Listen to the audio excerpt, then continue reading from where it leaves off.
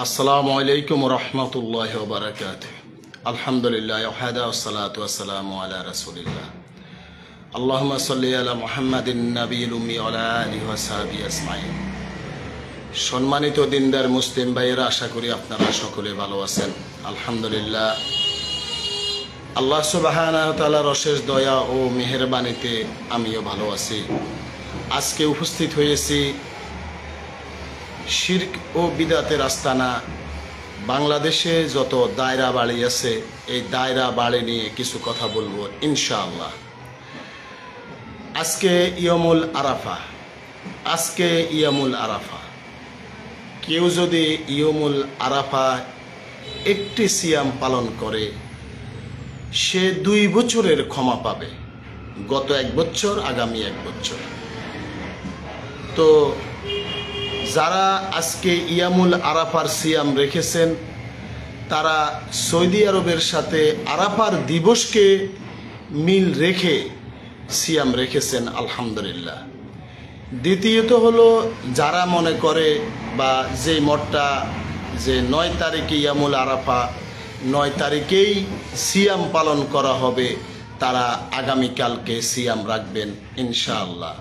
আমরা আজকে সিয়াম থেকেছি, আগামীকালকেও থাকার চেষ্টা করবে ইনশাআল্লাহ। কেউ যদি 2টি সিয়াম পালন করে, তাহলে সে টোটালি সন্দেহ মুক্ত থাকবে। কারণ যারা 2টি মত দেয় অথবা যেই মতে দেয়, এই মতগুলো হলো ফিকি মত। যেহেতু ফিকি মত, আপনি 2টি মতের মাঝখানে যদি আপনি অবস্থান করেন, মধ্যপন্থা, যেটা 2টা সিয়াম যদি রাখেন, তাহলে ইনশাআল্লাহ আরাফাত দিবস আমাদের থেকে ছুটে যাবে না। তাই 2টি সিয়াম সকলেই থাকার চেষ্টা করবেন ইনশাআল্লাহ। সম্মানিত দিনদার ভাইয়েরা, আমি আজকে এসেছিলাম এখানে দায়রা বাড়ি নিয়ে কিছু কথা বলার জন্য। যে বাংলাদেশের প্রত্যেকটি দায়রা বাড়ি এক একটি শিরক ও কুফুরের আস্তানা, বিদাতের আস্তানা। এই দায়রা বাড়ির লোকেরা যারা দায়রা বাড়িতে আছেন, পীর সাহেব, তাদেরকে তারা রব মনে করে। রব তারা এইটা না যে তাদেরকে সৃষ্টিকর্তা, যে সৃষ্টি করেছে, না, এটা না। তারা মনে করে যে আমাদের এই রব আমাদের বিপদ আপদ থেকে আমাদেরকে মুক্ত করে, আমাদেরকে দুঃখ দুর্দশা থেকে মুক্ত করে। আমাদের যদি বৃষ্টি না হয়, এই পীর সাহেব, এই দায়রা বাড়ির হুজুর, এই পীর সাহেবেরা, তারা যখন আল্লাহর কাছে বলে, আল্লাহ কি করে? বৃষ্টি দিয়ে দেয়। আল্লাহর পরিবর্তে আরেকটি রব তারা দাঁড় করিয়েছে। তাই বাংলাদেশের প্রত্যেকটি দায়রা বাড়ি এক একটি শিরকের আস্তানা। আমি আলেকজান্ডার যে দায়রা বাড়িটা আছে, এই দায়রা বাড়িতে আমি গিয়েছিলাম। আমি একটা ভিডিও করেছি এই দায়রা বাড়িতে। আর এই দায়রা বাড়ির যারা এই বান্দা আছে, ফিরের উম্মত যারা আছে, মুরিদ বলেন আর উম্মত বলেন, তারা আমার মোবাইলটা ভেঙে ফেলেছে। তারা আমার মোবাইল তো ভাঙছে, মোবাইল আমাদের 2 জনের 2টা মোবাইল ভাঙার পরে এটাকে আবার আগুন দিয়ে জ্বালাই দিছে। কি কারণে? আমি শুধু তাদের অপকর্মগুলা বলেছি, যে তারা এই তাবিজের ব্যবসা করে, শিরক, যেটা স্পষ্ট শিরক। তার এলাকার লোকেরা তারা স্পষ্ট বলে যে আমরা এই পীরের কারণে, এই দায়রা বাড়ির পীরের কারণে আমরা সুখে শান্তিতে আছি। কিন্তু এই বদমাশগুলা, এই অপদার্থ জাহেলগুলা, এগুলা চিন্তা করে না যে পীর সাহেবের ছেলে আমেরিকাতে থাকে, পীর সাহেব বড় আলিশান বাড়ি করে থাকে, সে অনেক বড় বিল্ডিং করে, সে খুব আলিশানভাবে সে থাকে। কিন্তু তার মুরিদেরা কেউ ডেলি কাজ করে, কেউ বদিল্লা দেয়, কেউ কাঠমিস্ত্রির কাজ করে, কেউ দেখা গেছে যে আবার আপনার নৌকাতে কাজ করে, কেউ মাটি কাটার কাজ করে, কেউ বদিল্লা, বিভিন্ন রকমের কর্ম করে মানবেতর জীবন যাপন করে। কিন্তু এই মুরিদগুলা এগুলা চিন্তা করে না, কি ব্যাপার, পীর সাহেবের এত উচ্চ স্থান, আমাদের হলো নিচু স্থান। আর এই পীর সাহেবরে তারা হাদিয়া তোবা দেয়। আমার এক আত্মীয় বলতেছে যে আপনি জানেন না এই পীর সাহেব যখন হুকুম করে, পীর সাহেব যখন আপনার আসে, তখন বৃষ্টি হয়। তারা আমার আত্মীয় বলে যে একবার দেখেছি যে আমাদের এলাকায় কোনো বৃষ্টি হচ্ছে না, কোনো বৃষ্টি নাই, কিন্তু পীর সাহেব আসার সাথে সাথে আকাশে মেঘাচ্ছন্ন হয়ে গেল, পরবর্তীতে বৃষ্টি হলো। দেখুন, তারা আল্লাহর প্রতি তাদের এত আত্মবিশ্বাস নেই। আল্লাহ যে বৃষ্টি দেয় এই আত্মবিশ্বাস তাদের নেই। তাদের আত্মবিশ্বাস হলো পীর সাহেবের উপরে।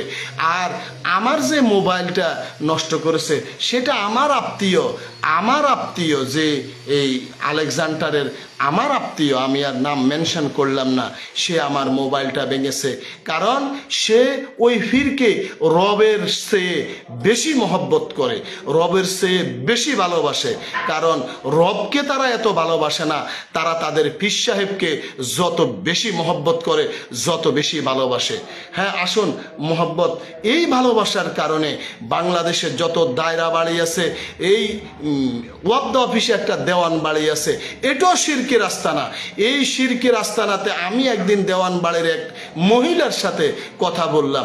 মহিলা একটি সাহাবীর নাম জানে না, কিন্তু এই মহিলা তাদের পীর সাহেব প্রায় কয়জনের নাম বলে ফেলাইলো আমাকে। আমি চিন্তা করলাম, বাপরে বাপ, আপনার এই পীর সাহেবের সে অনেকগুলা লোকের নাম সে বলল, কিন্তু সে একজন সাহাবীর নাম বলতে পারল না। তাই আপনি দেখুন, বাংলাদেশে যত পীর আছে এগুলা তো সবাইকে রবের আসনে বসাইছে। তারা নবী এবং কি রব দুইটি আসনেই তারা তাদের পীর সাহেবদেরকে বসিয়েছে। কারণ ও নবী হলো, পীর সাহেব যাই বলে সব ঠিক।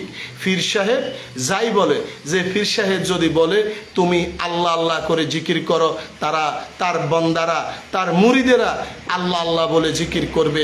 পীর সাহেব যদি বলে ইল্লাল্লাহ ইল্লাল্লাহ জিকির করো, তারা ইল্লাল্লাহ ইল্লাল্লাহ বলে জিকির করবে।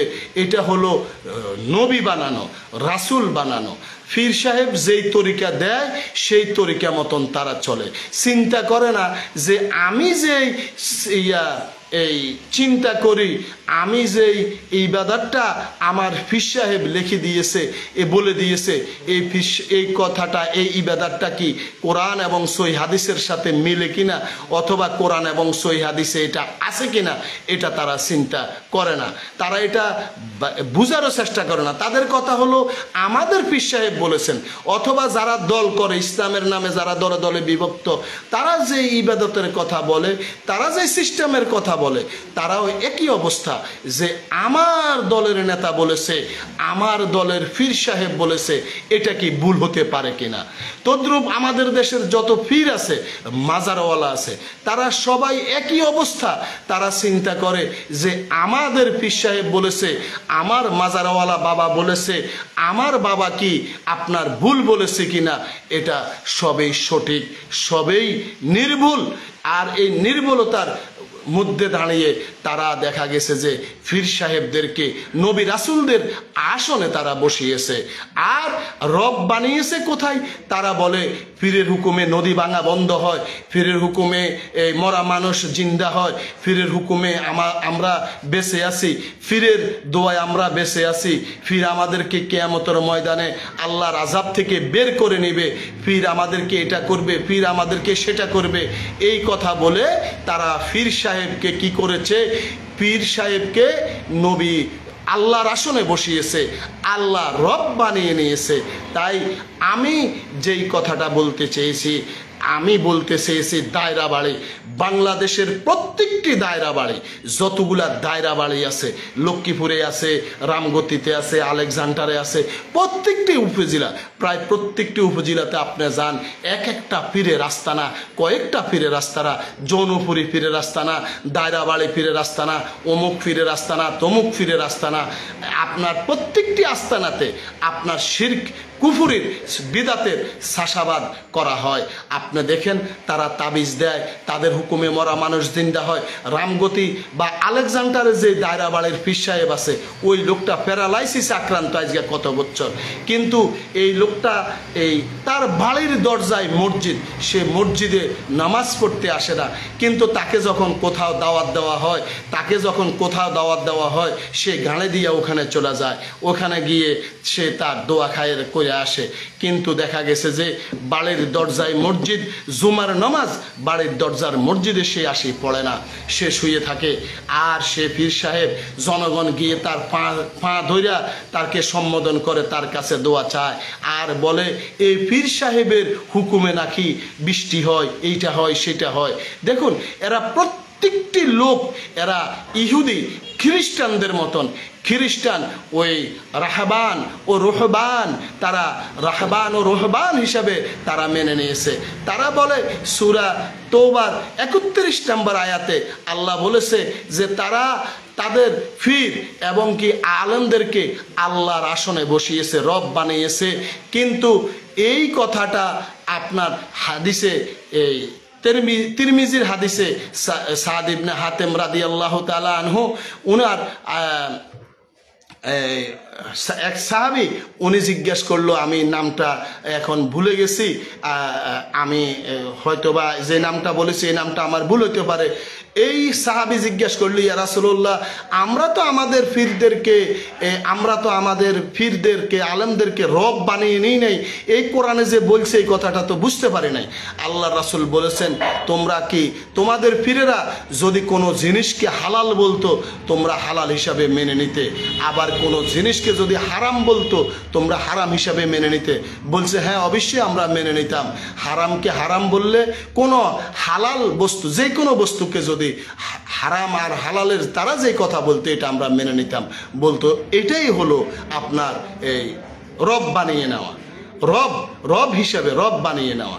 তাহলে আল্লাহ বলেছেন তারা তাদের পীর এবং আলেমদেরকে রব বানিয়ে নিয়েছে। আর আমাদের হাদিসেও আল্লাহ রাসূল সাল্লাল্লাহু আলাইহি ওয়াসাল্লাম এটাকে প্রমাণ করে দিয়েছেন যে তারা তাদের রবদেরকে, তারা তাদের পীর এবং আলেমদেরকে রব বানিয়ে নিয়েছে। তদ্রূপ বাংলাদেশে যত পীর আছে, যত মাজারওয়ালা আছে, এবং দায়রা বাড়ি বলেন, অমুক পীর বলেন, তমুক পীর বলেন, আটরশি বলেন, সরমনাই বলেন, জামাত ইসলামী বলেন, যে কোনো পীর বলেন, তারা সবাই তাদেরকে রব বানিয়ে নিয়েছে। যদি রব না হইতো তাহলে তারা কিভাবে বলে আমাকে ভোট দেন, আমাকে ভোট দিলে জান্নাতে যেতে পারবেন, আমাকে অনুসরণ করেন, আমার দলে আসেন, আমার দলে সঠিক দল, আমার দলে ঢুকলে জান্নাতে যেতে পারবেন? তারা কিভাবে এই ফতুয়াগুলা দেয়? তাই আমি বলতে চাই, সম্মানিত দেশবাসী, আপনারা যদি আপনাদের ঈমানকে রক্ষা করতে চান, আপনারা যদি জান্নাতে যেতে চান, আপনারা যদি আল্লাহর সন্তুষ্টি পেতে চান, যে না আমরা আল্লাহর সন্তুষ্টি পেতে চাই, তাহলে সকল ধরনের পীরকে আপনারা বর্জন করুন। যত পীর আছে সকল ধরনের পীরকে বর্জন করুন, সকল ধরনের দলকে আপনার বর্জন করুন। বর্জন করে এক আল্লাহর ইবাদত করুন, এক আল্লাহর ইবাদত করুন। কোনো পীরের নয়, কোনো দলের নয়, কোনো দায়রা বাড়ির পীরের নয়, কোনো পীরের নয়, এক আল্লাহর ইবাদত করুন। ইনশাআল্লাহ আল্লাহ সন্তুষ্টি হবে। আর আল্লাহ সন্তুষ্ট হলেই আপনি জান্নাতে যেতে পারবেন, আল্লাহ অসন্তুষ্টি হলে আপনি জান্নাতে যেতে পারবেন না। তাই অতএব সাবধান, ঈমানের সাথে শিরিক করবেন না, আমলের সাথে বিদাত করবেন না। আপনার প্রত্যেকটি, আমি আবারও বলি, প্রত্যেকটি দায়রা বাড়ি, প্রত্যেকটি পীর, প্রত্যেকটি দল আপনাকে জাহান্নামে নিয়ে যাবে, আপনাকে জাহান্নামে নিয়ে যাবে। কারণ এই দলেরা কোরআন এবং সহিহ হাদিস থেকে মানুষকে অনেক দূরে নিয়ে যায়। তারা চিন্তা করে যদি আমরা কোরআন এবং সহিহ হাদিসের কথা বলি তাহলে আমাদের দলে লোক থাকবে না, আমাদের দলে লোক থাকবে না। তাই আমি বিনত আহ্বান করি, বিনত উদাত্ত আহ্বান করি, হে আমার মুসলিম ভাইয়েরা, আল্লাহকে ভয় করুন, আল্লাহকে ভয় করুন, একমাত্র আল্লাহর ইবাদত করুন। আপনি যেই কাজে করেন, যেই কাজ করেন, যেই ইবাদত করেন, যে আমল করেন, যে আমল করলে আমি আল্লাহর থেকে কিছু ফায়দা, সোয়াব পাবো, নেক আমল পাবো, নেক পাবো, তাহলে আপনাকে রাসূলের তরিকা মতো ইবাদত করতে হবে। রাসূল সাল্লাল্লাহু আলাইহি ওয়াসাল্লামের তরিকা বাদ দিয়ে, সিস্টেম বাদ দিয়ে আপনি কোনো পীরের সিস্টেম মতন, পীরের কথা মতন চললে আল্লাহ সন্তুষ্টি হবে না। আপনি সোয়াব তো দূরের কথা, ইবাদত কবুল হবে না, ঈমানও চলে যেতে পারে, ঈমানও চলে যেতে পারে। তাই আমি আবারও আহ্বান করে সম্মানিত ভাইয়েরা আল্লাহকে ভয় করুন, আল্লাহকে ভয় করুন। সকল ধরনের দায়রা বাড়ির পীর, সরমনায় পীর বলেন, আট্রসির পীর বলেন, যত পীর আছে সব পীরকে বর্জন করুন। প্রত্যেকটা পীর নিজেদেরকে রবের আসনে বসিয়েছে, আপনারা বসিয়েছেন। আর আল্লাহকে ভয় করে আল্লাহকে রব বানান। আমার দুঃখ দুর্দশা, আমার বিপদ আপদ যত কিছু আছে সব আল্লাহর তরফ থেকে আসে, আর আল্লাহ আমার বিপদ আপদ দূর করে দেয়। কোনো পীরের ক্ষমতা নাই আমার বিপদ দূর করার। আপনি যদি মনে করেন পীরের কোনো ক্ষমতা আছে, পীরের দোয়ায় অথবা বদদোয়ায় আপনার উপরে বলা এসেছে অথবা বলা দূর হয়েছে, তাহলে মনে করতে হবে আপনি ওই পীর সাহেবকে রবের আসনে বসিয়েছেন। তাই সাবধানতা অবলম্বন করুন। হে মুসলিম ভাইয়েরা, আল্লাহকে ভয় করুন, সাবধানতা অবলম্বন করুন, একমাত্র আল্লাহর ইবাদত করুন, আল্লাহর মুরিদ হয়ে যান, আল্লাহর মুরিদ হয়ে যান, কোনো পীরের মুরিদ হবেন না। কারণ আল্লাহ আমার মুরাদ, আমি আল্লাহর মুরিদ, একমাত্র আল্লাহর মুরিদ হয়ে যান। আমি এই কথাগুলা বলেই আমি আমার আজকের এই আলোচনা শেষ করেছি। আসসালামু আলাইকুম ওয়া রাহমাতুল্লাহি ওয়া বারাকাতুহু।